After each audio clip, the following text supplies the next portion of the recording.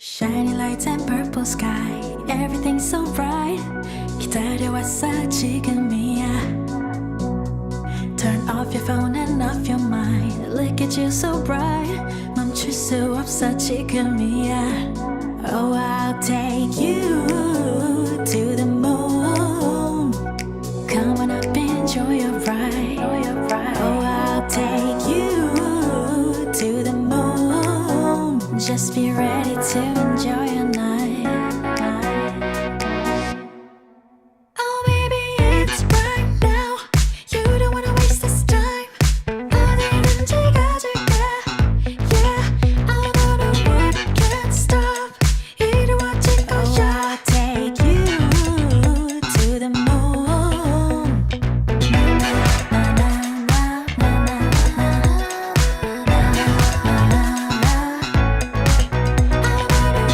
can't stop. 이루어질 거야. I'll take you to the moon. 춤을 춰봐 left and right. You know you feel so right. 다른 시선 따윈 don't care. 무기타 져라 소리쳐. You know you feel so right. 이제부터가 시작이야. Oh, I'll take you to the moon. Come on up, enjoy your ride. Oh, I'll take you to the moon. Just be ready to enjoy your night. Oh, baby, it's right now. You don't wanna waste this time. 어디든지 가줄게. Yeah, I'll go to work, can't stop. 이루어질 거야. I'll take you to the moon. Na na na na na na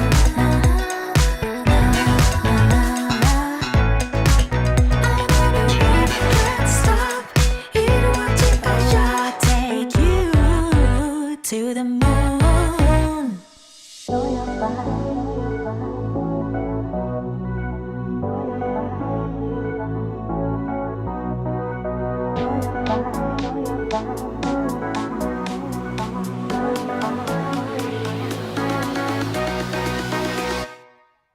Oh, baby, it's right now. You don't wanna waste this time. 어디든지 가줄게. Yeah, I'll go to work, can't stop. 이루어질 거야. I'll take you to the moon.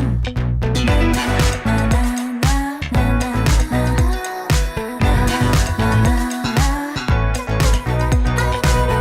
can't stop.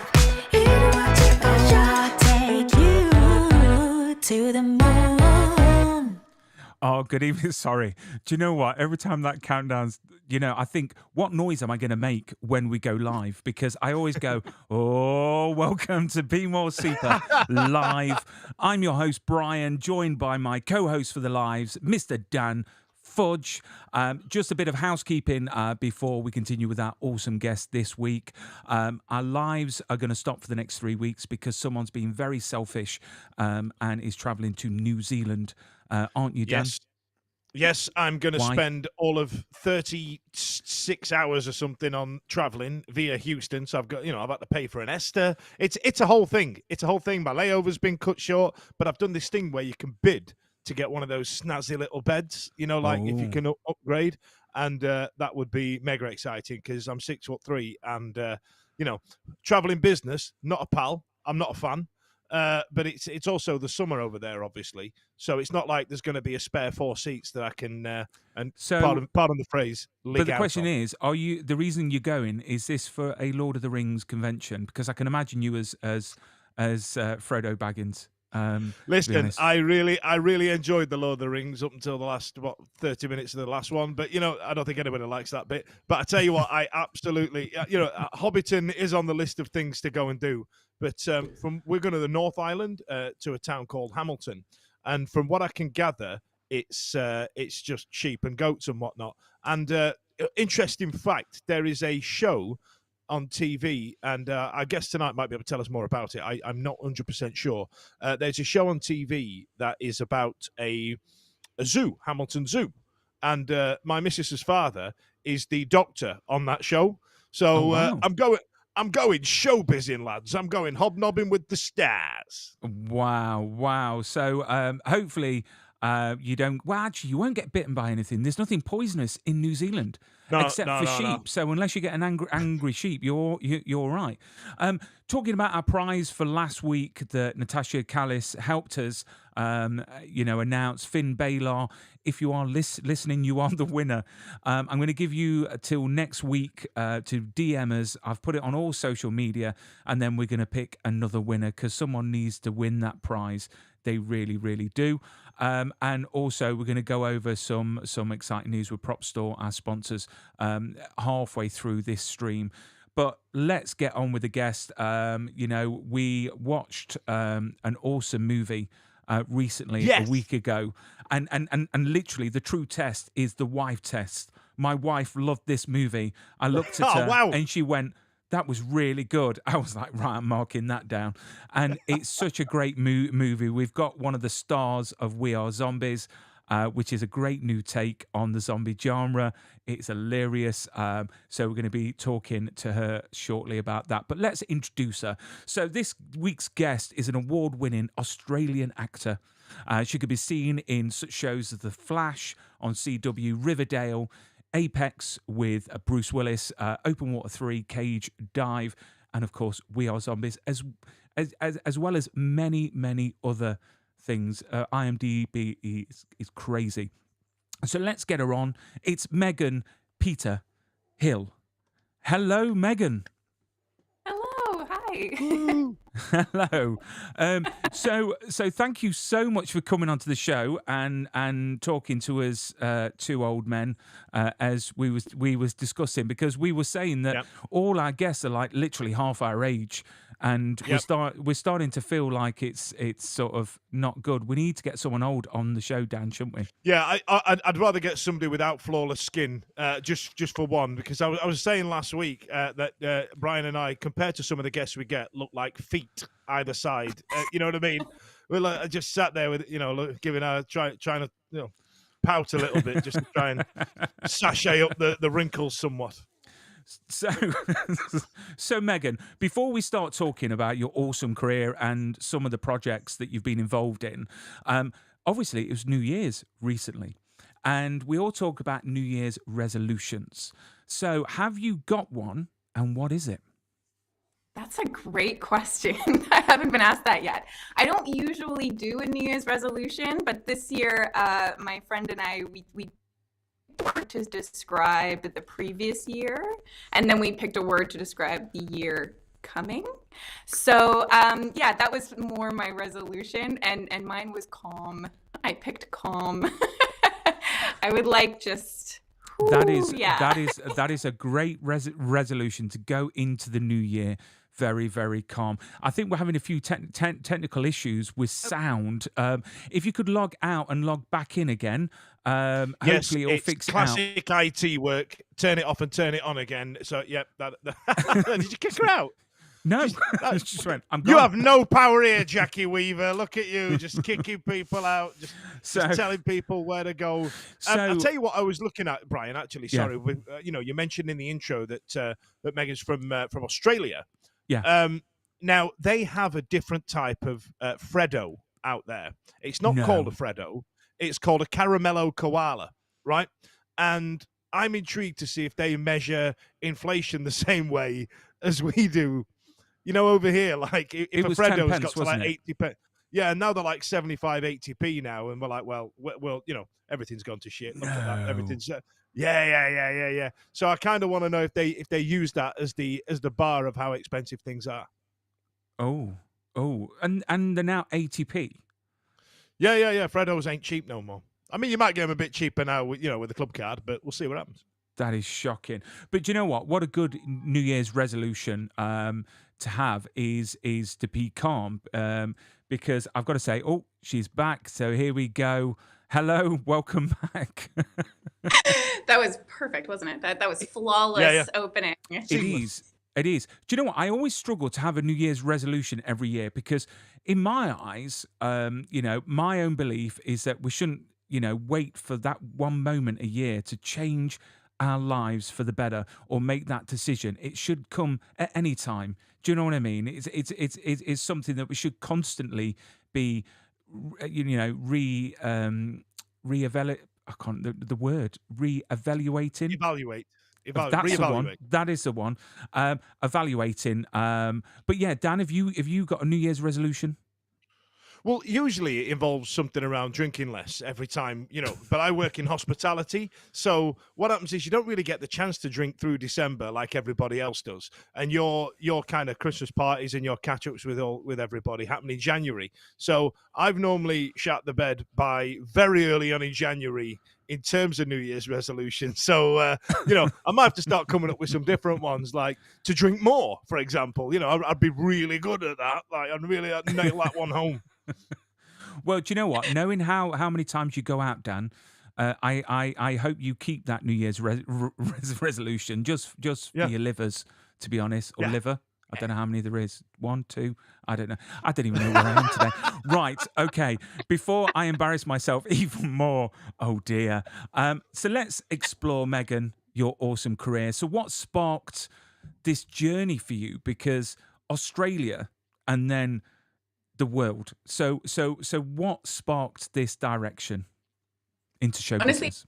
I have always wanted to be an actor. I just knew since I could walk, really. I think my mom has a photo of me from when I'm 3 years old where I'm sort of kicked back on a park bench and I've posed all by myself at 3 years old. And my mom's like, I knew. I knew. So there's never really been anything else, to be totally honest. I always joke that if film wasn't a thing, I would be the most useless human ever because I don't know how to do anything else. I'm sure that's not the case. I'm sure. I mean, obviously, acting. You're doing so many jobs on screen. From being doing heists in The Flash to fighting zombies in We Are Zombies. So surely there is a trait that you could take from one of your roles, and maybe if something happened, you could take on as your new career. Obviously, Yeah. See, I feel like my character jobs are setting me up for a real life apocalypse. So if it ever happened, I think I'd be ready to go. I've kicked enough zombie butts that I feel pretty confident about that. Equipped. Yeah.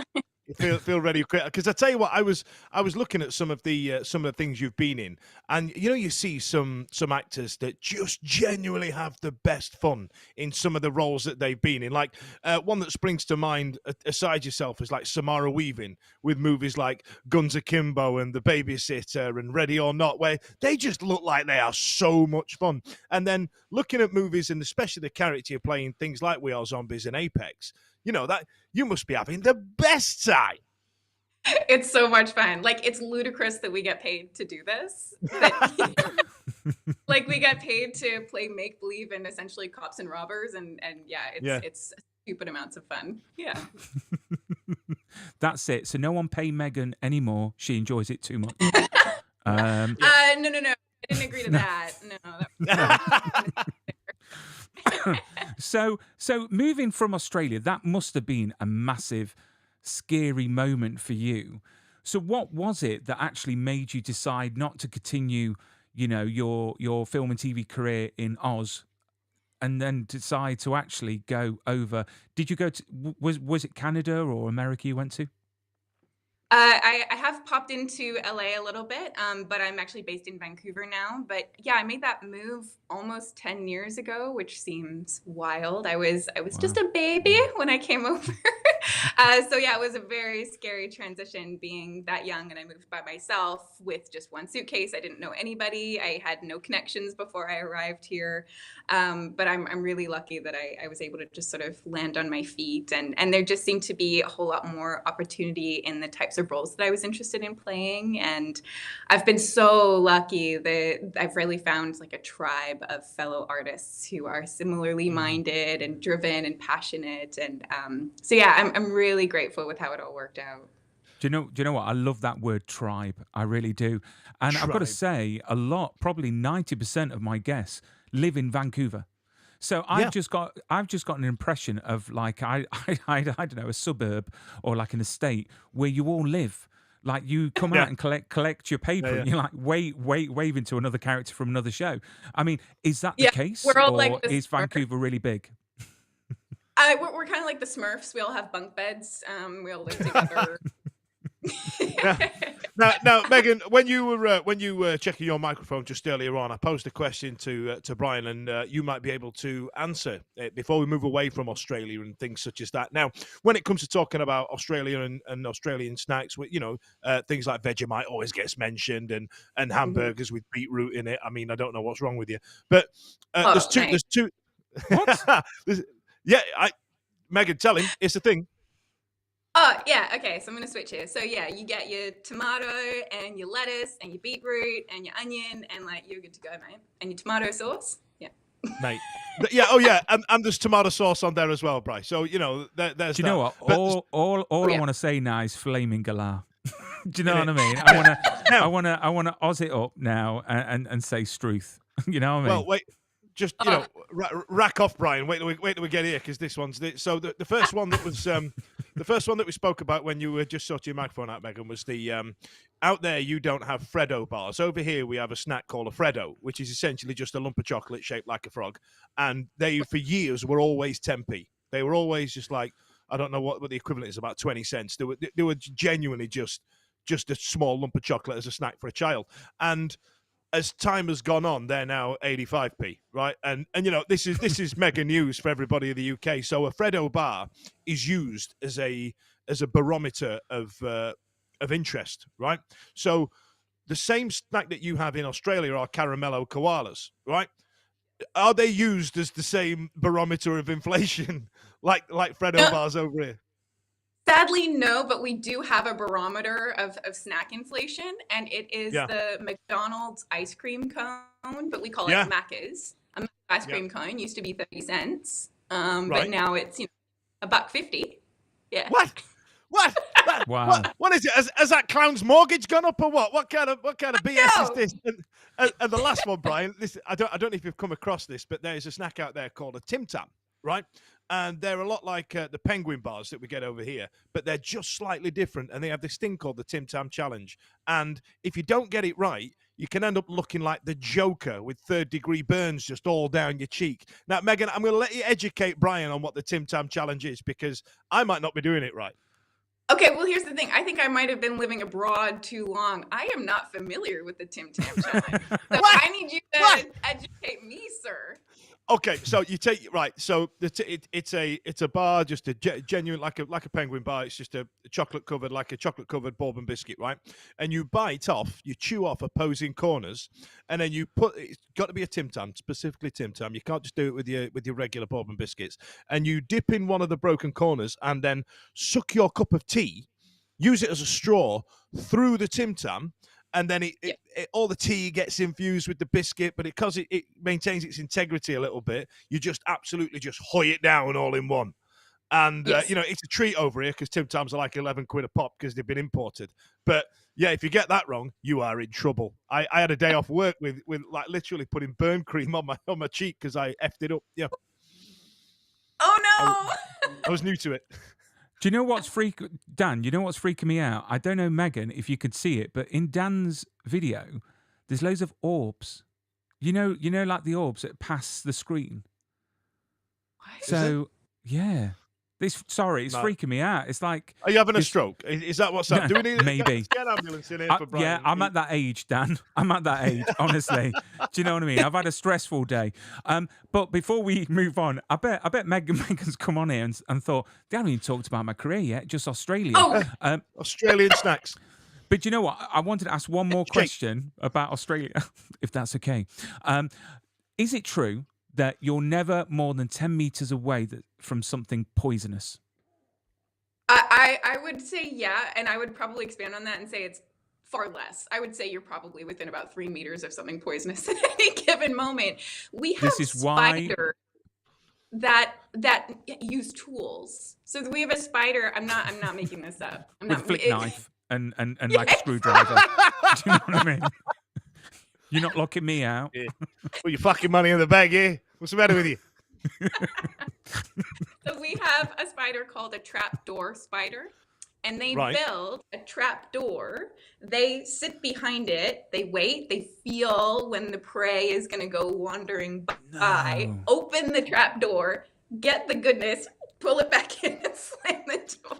Jesus, Mary Joseph on toast. I think I saw a video of this online, and they're not like those little tiny spiders are. These are like a black glove. This is like Michael Oh. Jackson's yin and yang, innit? This comes out and absolutely gets you.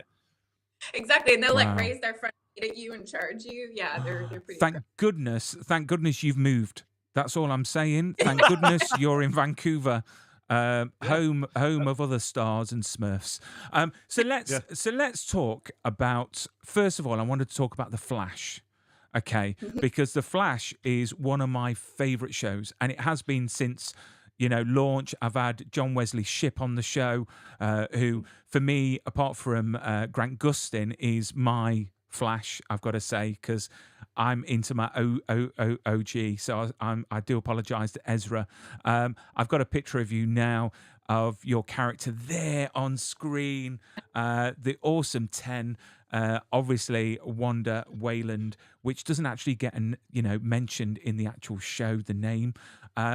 So what was it like being on that show and joining the cast? Because being a DC super villain is pretty awesome.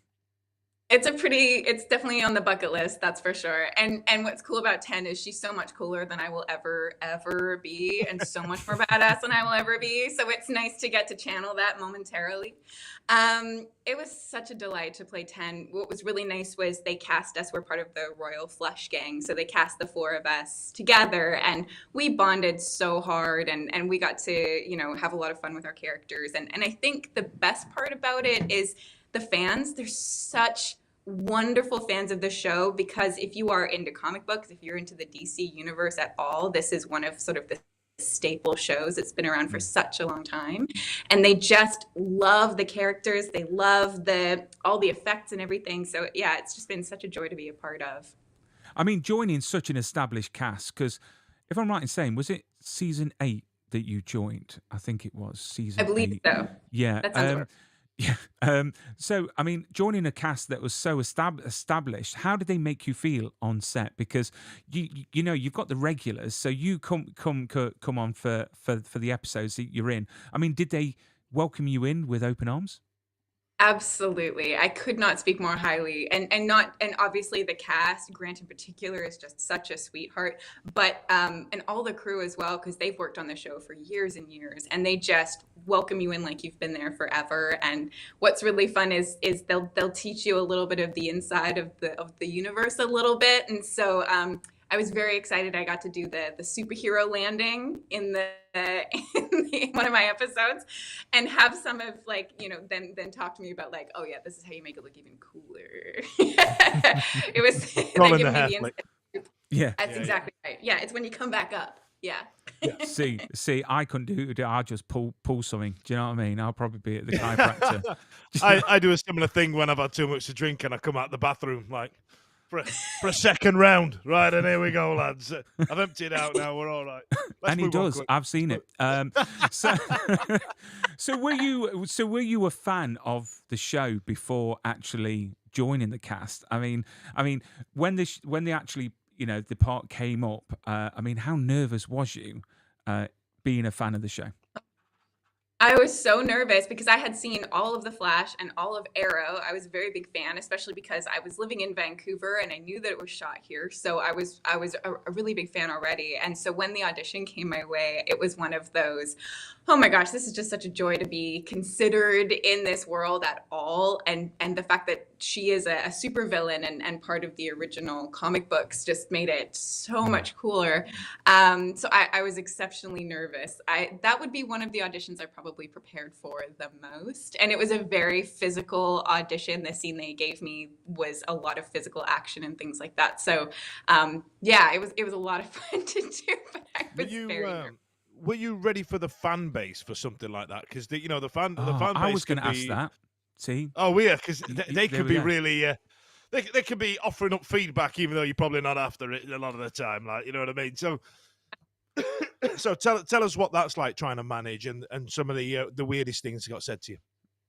Um, I don't know how honest I should be in this answer. In terms of the things I've been sent, but the fans have been fabulous. They're so they're so welcoming to new cast and to new actors. It's been such a joy. And the vast majority is just wanting to learn about what it's like on set and what it's like to work with some of the series regulars and things like that. But it's similar with Riverdale. It has such a huge committed fan base.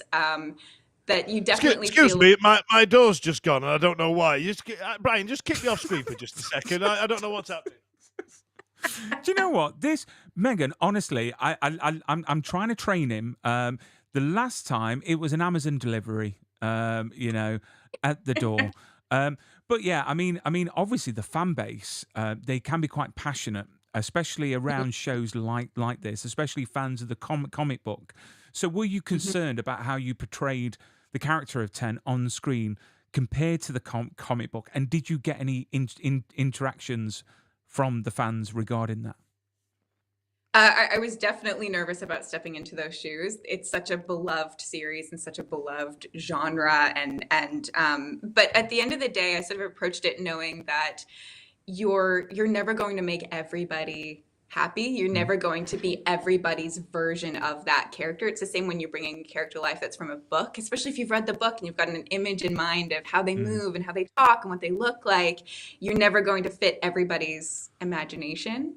Yeah. And so that sort of allowed me to feel a little more free to be able to let that go to be anybody's specific version of the character. So yeah, it made it a little easier to just go, you know what, I'm gonna make this my version of her, and that's what I did with my audition. And so, the producers liked it enough to graciously offer me the part. So and it's quite interesting when you said about saying like the book you've got in your head your versions. So this is what annoys me when people say, oh, the book is better than the film.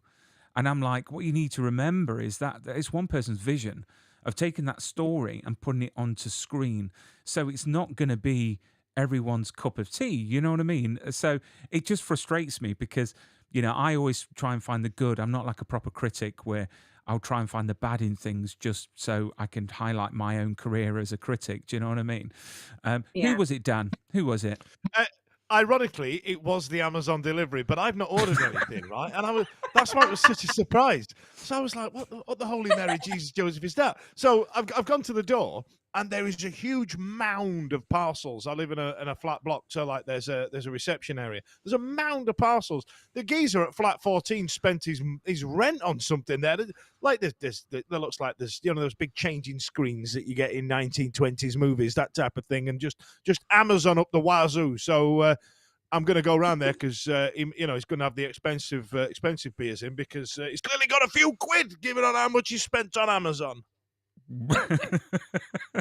Or the Amazon driver is a fan of the show and just wants to knock on your door when we're live. Yeah. Maybe. Megan, don't go anywhere. Right. You guys are a deal, so yeah. Right, Megan, don't go away. We're just going to have a quick message for our sponsors. I won't be a moment.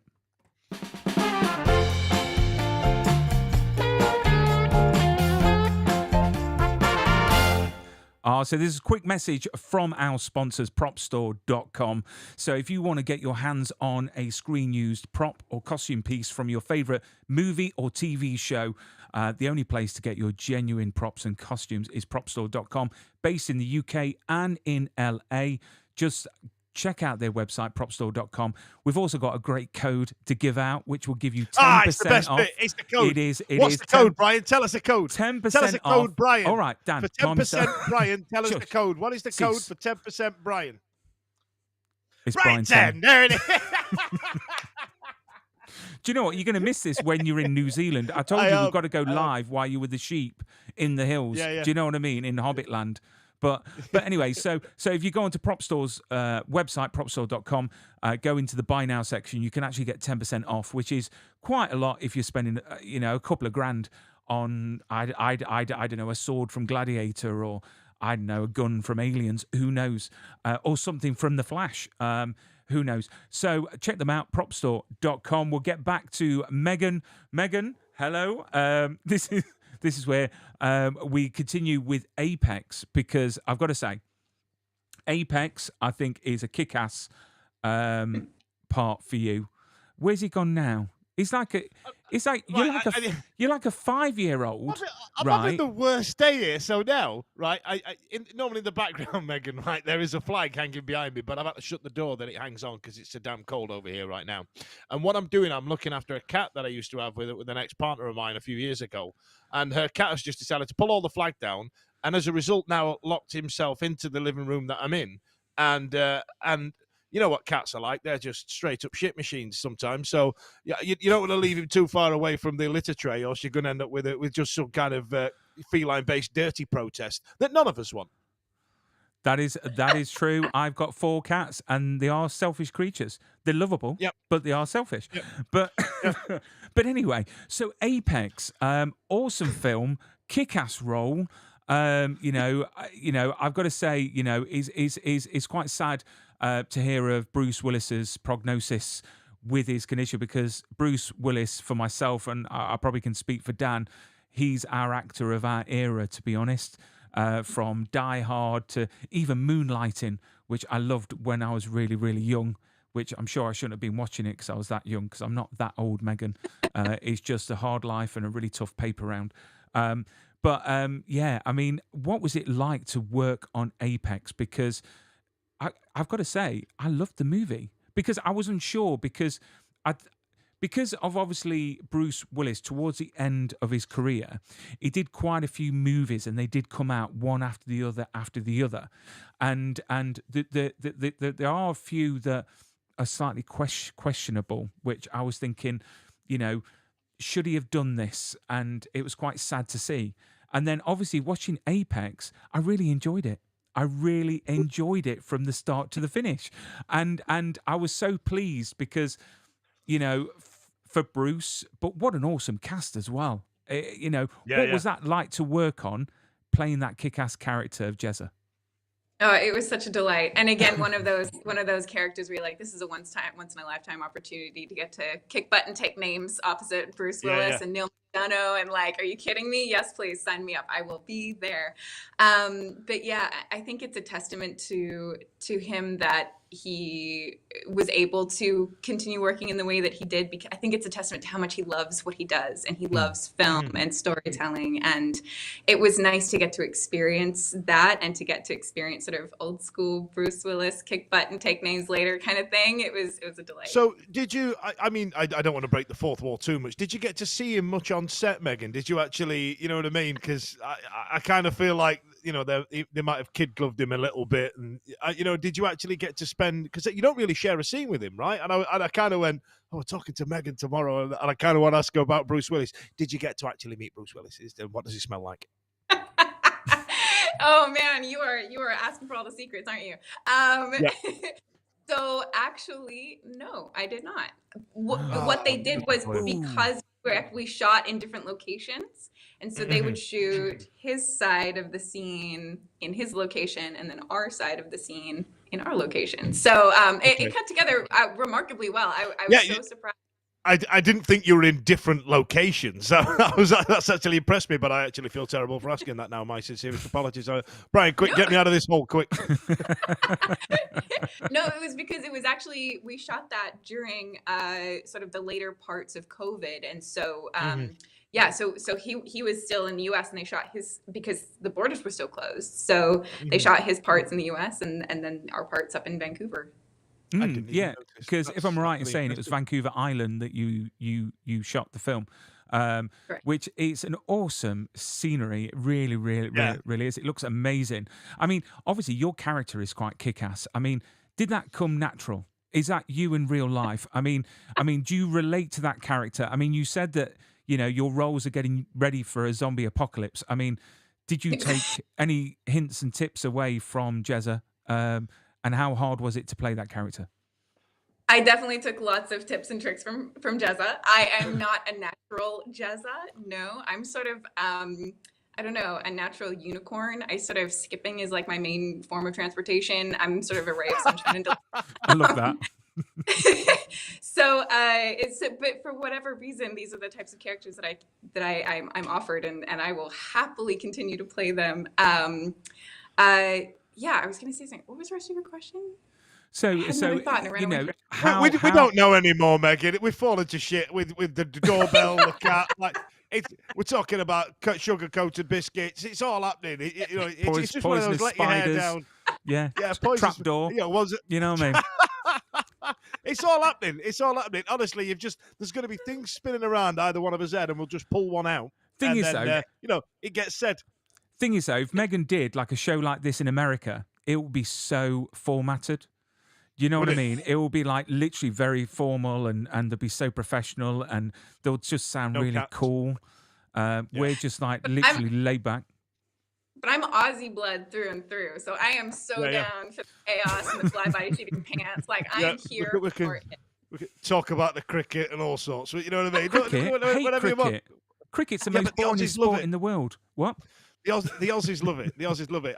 When I was training to be I wanted to be a radio presenter. I used to listen to a lot of radio, and Hamish and Andy were very high up on my rotation because I genuinely thought they managed laugh out loud funny, but not being too vulgar, and they didn't have any swearing. So I'm all about the Aussies, mate. I'm all about the Aussies. Hamish and Andy. I think I grew up on Hamish and Andy. They're still going. They're incredible. They're so fun, but it's so wholesome. It's they're wonderful. And I remembered. It came back to me. The thought came back to me. So the first day when I arrived in Vancouver Island, the director took me aside, and because Jezza is the only female identifying character in the core group, and he said, "You have one job and one job only. Your job is to out alpha the alphas." That's me in. Whatever you need. To be honest, at the beginning of the movie, when you're all in the house, literally my money was on you because it was a case of you didn't have to beat your chest and stand up and while the others are fighting with themselves. You just sat there and just like a bit like Neil's character. I mean, I've got to say, what was it like working with him? Because he's a seasoned guy. Yeah, he's a pro. And I would love to have him on the show not because, not like us. Just don't say that. Not like me either. But no what was Neil liked? Is it Neil? It's not Nell. I'm rubbish with names. Neil. No, it's Neil. It's Neil. Yeah, he is such a formidable artist and such a powerhouse to play opposite of. I was so fortunate when I read the script the first time and I knew which character he was playing. I'm like, oh, they have a scene together. There's a scene, just us, and we get like this close to each other. It was so intense. It was very intimidating. I'm not gonna lie. Or the first day when he was on set, we were both getting our makeup done, and I was like, I couldn't even look at him. I couldn't even make eye contact. I was so nervous to just be in the same room, and I'm like, oh man, I have to intimidate him tomorrow? No, thank you. I love it. I love it. Now, sorry, Brian. So this movie will draw a lot of similarities between movies like Judgment Night and I don't know if you saw it recently, The Hunt with Glenn Howerton. Oh, I haven't seen it yet. No, I haven't. It's on my list though. That's familiar. It's along a similar vein, but it takes a different type. They're not the same movie. I wouldn't be that that egregious to say something like that to you. But no, it draws a lot of similarities, and there's the order, and I don't know how much I can give away. The order in which things go came as a big surprise to me. I didn't expect, because you watch a movie and you go, well, you've not said anything for the first 10 minutes, so you're out of here, pal. You're like the red shirt in Star Trek. You are right now. You know what I mean? But it actually surprised me.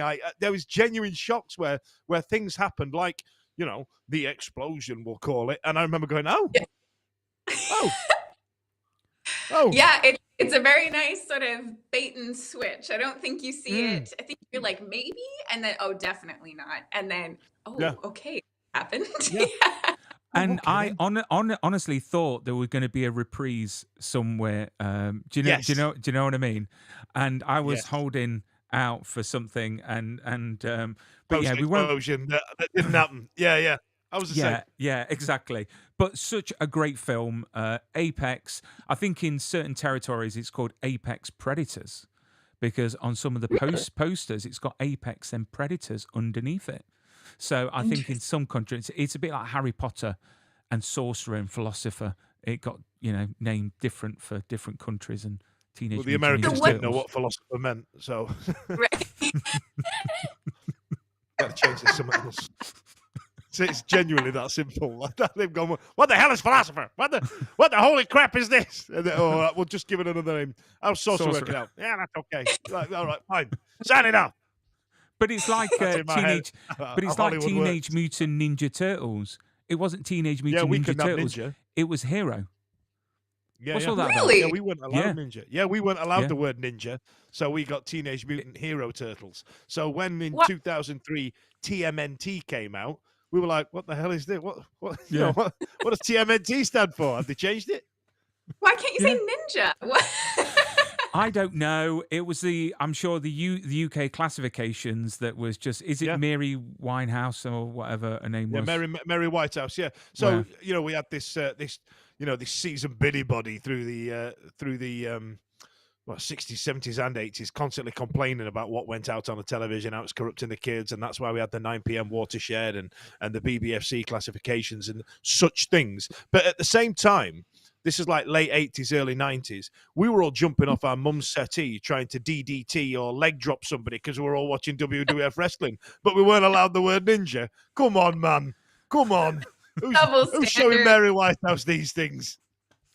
I know. We were more in danger when we were kids, I've got to say, than now because everyone's wrapped up. But I wanted to now move on to We Are Zombies because I love it. Literally, if I could give it a star rating, 5-star. As I mentioned at the beginning, even the wife loved it, which, she should be a critic, star. to be honest. She doesn't hold back. I've watched films where I've loved them and I've looked round and it's like one of those videos that you watch on TikTok where they're on the phone and you're trying to get them to watch it. But she watched it and she thought it was fantastic. And it's such a good sort of take on the zombie sort of genre that, I mean, you were mentioning it earlier on, Dan, about the fact that obviously zombies, what film was it that you was talking about that? Yeah, so I felt that, I felt that, and it wasn't any fault of the show itself because, that especially the third episode of The Last of Us, I felt that because, if they'd have got it out at the time, it wouldn't have been compared to shows like The Walking Dead. And by the time that the show came out, it didn't really show us anything that we haven't seen before, even though it was quite true to the original video game source material, as it were. So, it wasn't their fault. Don't get me wrong. It's not me slagging off The Last of Us because, well, one thing you're not allowed to do is slag off Pedro Pascal anywhere. So, you know what I mean? I'm going to put a pin in that. But what this movie did, I felt it gave us something new with the genre that we haven't seen before. There was a film that we had back in around 2015, I want to say, called something like Boy Scouts versus Zombies, and we have a palette for that dark comedy horror genre, and I feel like what this did was go, you haven't seen this yet, watch this, and I felt it did it really well. And once again, Megan, you're playing a gobby badass. I don't know why this keeps happening. Again, I'm like a ray of sunshine, but it's okay. I'll take it. I mean, if it's a bit of a badass. If you want to give the viewers and listeners a bit of a rundown of what the film is about and whom you play. So it's based on a series of comic books called The Zombies That Ate the World, and it is set in a world, and it's a to my knowledge a totally new take on the zombie genre because it sort of flips it on the head in that the zombies are not flesh eating or brain eating. They are just sort of stealing your jobs, and you can't really call them zombies anymore. They are living impaired, and they're just sort of affecting the social economic status of most people. And so, the film is mostly set around our 3 lead characters who are the most unlikely of heroes. The lead, played by Alex, his name is Carl, his sister Maggie, who I play, and our friend Freddie. And so, the film sort of follows us. It's a genre-bending, offbeat comedy road trip romance. gore heavy. Like, it's so genre bending that it's really hard to kind of pin down. I remember when I first got sent the project to have a look at, and I read the one sentence log line, I laughed and was like, I have no idea what this movie is. I don't even, it sounds hilarious, but I have no idea what I'm signing up for.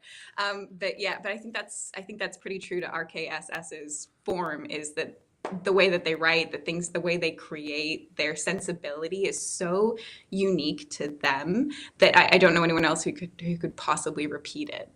I mean, I've got to say, when I first started to watch the movie, I was blown away because it is completely different. But then I was just laughing out loud, the fact of living impaired and the fact that, you know, taking people's jobs. I just thought it was hilarious. I mean, I've got my favourite scenes, but have you got a favourite scene that you shot that will always stay with you? Oh my gosh, my favorite scene that I was a part of would be when the zombie is caught up in the wheel well. Yes, And that's mine. That's mine. I was so That's happy you were mine. saying that, because it's the way he's just laid there. He's like, "You shut the hell up." Yeah, well, sorry about that. and she's like, "Are you okay?" He's like, "I've been worse. It's fine." Yeah. Yeah, it's so good. And the arrival of the police officer, and it's just it's hilarious. Yeah, it was definitely my favorite shooting day for sure. Yeah.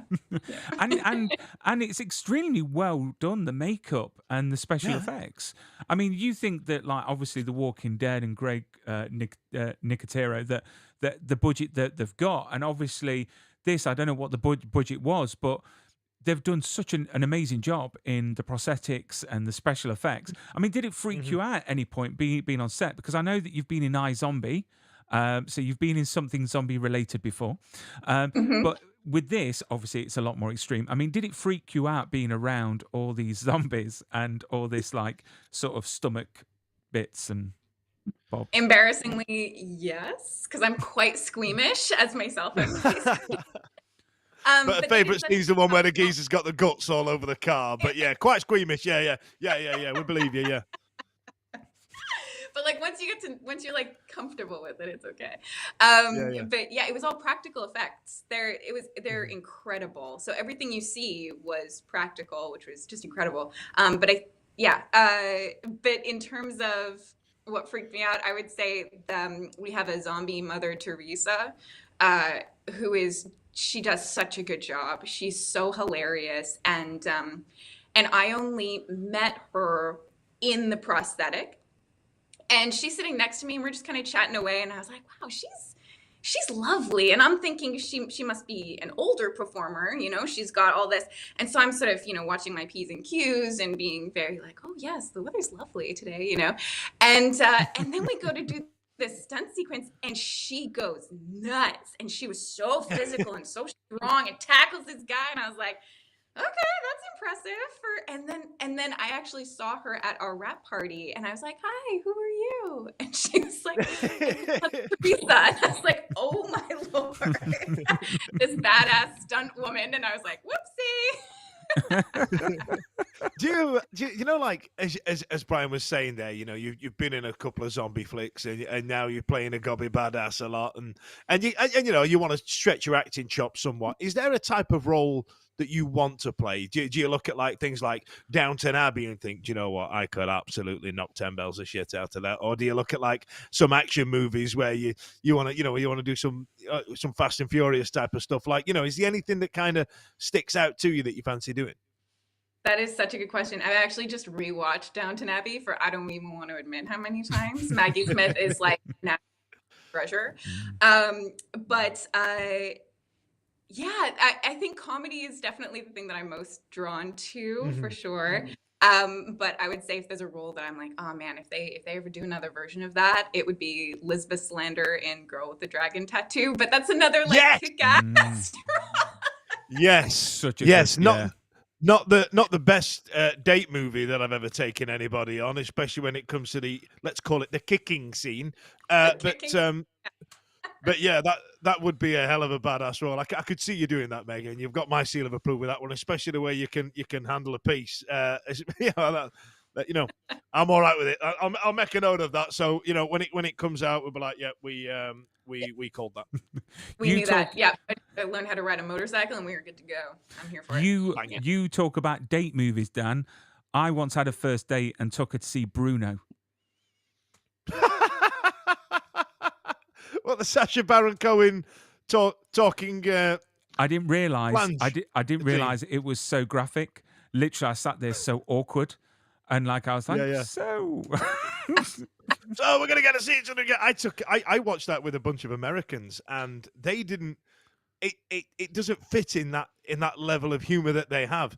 And the guy after me, and apologies for the people listening, the guy afterwards went, "I saw you laughing at that gay porn," and I was like, "What? What did you watch? Like what movie did you see? Because I found that belly laugh funny." It is a good film. But I mean, I wanted to say that obviously the film is doing the festival circuit at the moment, and it's getting rave reviews. I mean, what do you think, that We Are Zombies has that is being so well received? I mean, what do you think is the magic source of this film that people are loving the most? Magic sauce is definitely the way to put it. I think it's because it combines so many pieces together. I think at the core of it, though, is the heart of the film, and that it is so pure. It's about three friends who just want to go and save their grandmother, and their genuine human connection. Sorry, You know what?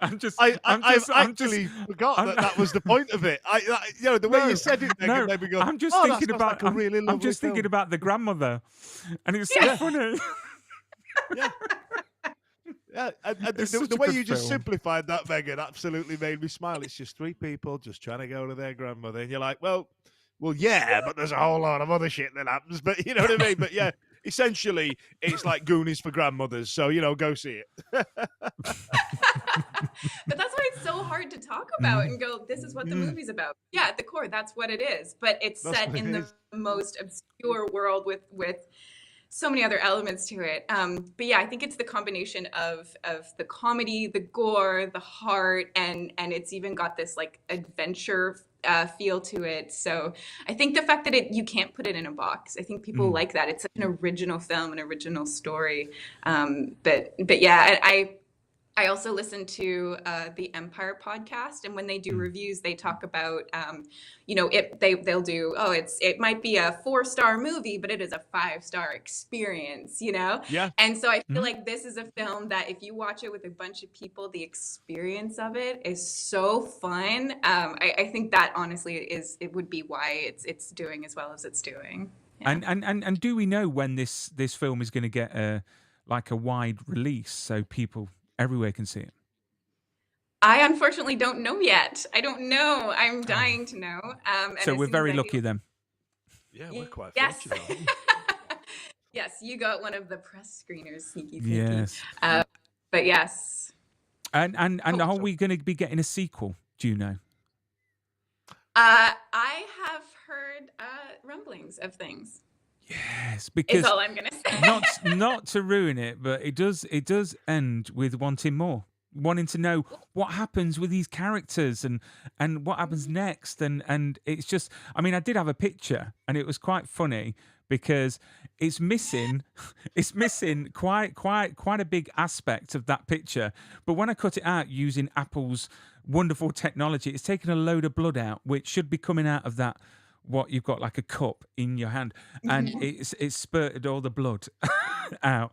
But you've got the PG version of Mortal Kombat for the Mega Drive in 1993 before we got the cheat code to get the gore on. Exactly. That's what you've got there. PG. But no, I mean, when it does come out, I'm sure that everyone is absolutely going to be raving about it. It's such a good film. We've got a few more questions before we bid farewell. I wanted to ask, do you keep anything from any of your shows? What do you steal, Megan? Yeah. What do you steal? No, we want to know no, what Dan. you're stealing. Dan, the word is liberate, because then What it's you like stealing? sort of, liberate. Have you liberated any props or costume pieces from any of your shows or Well, films? see, I like to, I'm very sentimental. So, call them souvenirs. Sentimental souvenirs. Hang on, let me just cross something out here because I wrote completely something else there. Here's Bruce Willis. Yeah. Because like a great one to forget would be like the jacket from The Flash, right? You must have eyed that up a few times. There must have been a few of them where you've gone, can we get one of these in my trailer? I mean, he might have wandered legs. No, I don't. Sadly, I do not have that. I do not. But I do have some of Maggie from We Are Zombies. I have some of her wardrobe pieces that I definitely like to wear. I have her socks, which when I'm like, I have a day like I need to feel tough, I'll wear Maggie's socks. Yeah, that's. What else do I have? Oh, let's say that's all I have. What? So you didn't get any like crew gifts or anything like that from The Flash? You didn't get any sort of thank you gifts and or anything like that? You know. Well, I think because our storyline was sort of left open-ended with the possibility that we would come back in. So there was no formal like, well, farewell and thanks so much, because we're like, oh, we'll probably see you again. So there was never any. Yes. Oh, but you know what? One of my co-stars gave each of us a little pin. I don't have it with me. A pin of our characters, which was really cool, from the DC fan shop, which was very cool. Yeah, so I have that. That's awesome. Yeah. And then I wanted to ask. I mean, obviously, you've done so much stuff in your career so far, but if you went back in time to Megan when she was just starting out, fresh in Australia, what piece of advice would you give her, knowing what you know now? Cool. Don't take it so seriously. Don't take it so seriously. I am type A. I work extremely hard and I work myself to the bone a little bit. And actually, when I started to have just more fun with my characters and enjoy the process of auditioning and being in the industry and networking, I actually enjoyed that process. That's where I actually started to see some success. So that would definitely be it. Just, you're allowed to have fun with it. This is allowed to be a fun, enjoyable process. Yeah, I would say that would be, and take a big swing, you know? I mean, it's fun and you get paid, as you said at the beginning. You can't believe that you get paid for doing the job. But that's a secret, isn't it? Is that if you love your job so much that the pay side is just, oh, I get paid. This is great. Which I'm sure we'll all love a job like that. Yeah, I feel very fortunate that, because I mean, I had friends when we were graduating high school who had no idea what to do at university. They just didn't know what they wanted to do, and I definitely realize how rare it is to know so strongly in your bones, this is what I'm here to do and this is what I want to do, and that's such a gift in and of itself, let alone to be able to actually pursue it at all. Yeah. Did you ever do the period that a lot of people do where they go and work in hospitality as they're on the audition circuit and things like that? And because I've got to an age now where I'm kind of, I'm in charge now, so I don't really get to talk to the guests a little more. So when you get what you'd refer to as a Karen complain about their chicken, and you sat there thinking, oh my God, I don't care. I can't tell you how much I really don't care about your damn chicken. I'm an actor. I've got big things happening. You know what I mean? Because I know I do it now. So what about yourself? Did you ever do that? Oh yeah, I worked a lot of different hospitality jobs. There was one when I first moved here. I won't name names, but I was serving somewhere, and I got this really exciting audition for Supernatural, and it was the next morning. Right. And this is pre-COVID, so no self-taping. This is you drive to where you got to go. You wait for an hour in the waiting room. You can't move your time or anything. And so I was like, oh, I'm so sorry, but I can't show up to work tomorrow. I got to go do this audition. And then I go, I do my audition, and then I get this call. You need to come in and have a meeting with the manager.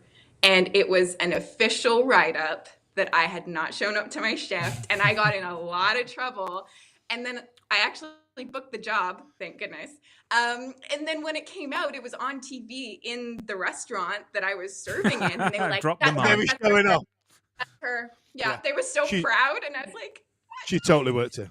She totally worked. I tell you what, if that happens to Brian and I, that there is a holiday camp on the east coast of the UK that would absolutely do that. And they would go, no, there are a few things where Brian and I fell foul of the rules. And, we got told off for them significantly most weeks. And you know for a fact, if something like that happened to Brian, we'd get the same treatment. Whereas we made them, we're the ones, they're welcome. Yeah. They take total ownership of everything you achieve, and you're like, really? Yeah. Really? Well, no, I did that in spite of you. So jot that down. You know what I mean? And then what is next for you? I mean, can we mention boot camp, or are we not allowed to mention boot camp? It's been mentioned now. Yes, you're allowed to mention boot camp, right? Like that was close. Yeah, so again, I actually don't know when it's being released, but hopefully soon. And again, that's one that's based on a book that I have it. It's so beautifully written. So it's kind of similar of like everyone is going to have their idea of who Poppy is and how she moves and how she talks. And but it's such a beautiful and I think really important film about empowerment and friendship and falling in love with your body. And yeah, I'm really proud of that one. So I'm excited to see. I haven't seen it yet. So. And it also stars Emmanuelle, that plays Lana Lang in Superman and Lois, which I think she's an awesome actress. As well as yourself, and I can't wait to watch everything else that you do in the future, and let's fingers crossed for a sequel of We Are Zombies, for definite. But if people wanted to follow you on Instagram, I've got your Instagram tag just there. It's Megan easy Peta enough. Hill. That's I don't know to write that down. That's easy enough. I can remember. But Megan, thank you so much for coming on to the show. Hopefully it wasn't too disorganized with cats and Amazon and Australia questions. Any advice for Dan when he goes to New Zealand? I know it's not Australia, but it's sort of close. Any advice for him for when he gets to New Zealand? See, as an Australian, I think I'm supposed to say don't go. But I personally have been twice, and it is so beautiful. Sorry, Australia. Yeah.